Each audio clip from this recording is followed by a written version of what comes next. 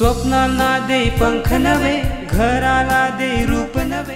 Live मराठीच्या वाचकांना furniture खरेदीवर खास 35% डिस्काउंट। सर्व प्रकारच्या फर्निचरसाठी एकमेव विश्वसनीय दालन बाचुळकर फर्निचर। कोल्हापूर जिल्ह्यातील शेतमजूर संघटनेच्या वतीनं आज पालकमंत्री चंद्रकांतदादा पाटील यांच्या कार्यालयावर भव्य असा शेतमजुरांचा मोर्चा काढून या ठिकाणी विविध मागण्या मांडण्यात आल्या। शेतमजुरांना योग्य न्याय द्यावा अशी एक भूमिका या ठिकाणी मांडण्यात आली। त्याचबरोबर अधिक मागण्यावर त्यांची भूमिका मांडून घेण्यासाठी आपल्याबरोबर आहेत कॉम्रेड चंद्रकांत यादव।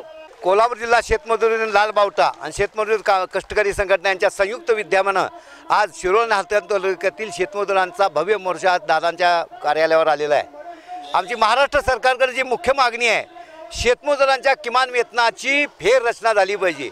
गेली 5 वर्षे ही फेररचना झाली नाही, याच्याबद्दल वेळोवेळी निवेदनं दिली पण सरकार दुर्लक्ष करत आहे। दादानी परवा याबद्दल आम्हाला आश्वासन दिलं, ताबडतोब मीटिंग लावतो आणि ती मीटिंग लावली नाही आणि याच्याबद्दल चर्चा केली नाही म्हणून आम्ही आज त्यांच्या कार्यालयावर मोर्चा आणतो आहोत। याचबरोबर शेतमजुरांच्या महत्त्वाच्या मागण्या ज्या आहेत, बेघरात शेतमजूर बेघर जे आहेत त्यात 100% बेघराचा अधिकार त्याला मिळाला पाहिजे, जमीन मिळाली पाहिजे, त्यांची घरं बांधून मिळाली पाहिजेत। त्याचबरोबर त्यांना किमान वेतन कायद्याची अंमलबजावणी झाली पाहिजे। त्याचबरोबर सगळ्या शेतमजुरांना अन्न सुरक्षा कायद्याखाली समाविष्ट केलं पाहिजे आणि ह्या ज्या मुख्य मागण्यांच्यावर राज्य सरकारनं भूमिका घ्यायला पाहिजे, ज्याच्यासाठी हा मोर्चा आहे। या मोर्चाच्या निमित्तानं राज्य सरकार आम्ही सांगू इच्छितोय, गेल्या 5 वर्षामध्ये आम्ही सातत्याने मोर्चे काढून तुम्हाला या ठिकाणी निवेदन दिलेले आहेत। चंद्रकांतदादा पाटलांनी परवा आमच्यावर चर्चा केली पण जुजबी चर्चा केली, स्वभावानुसार थापेबाज मंत्री म्हटलं तर याला हरकत नाही।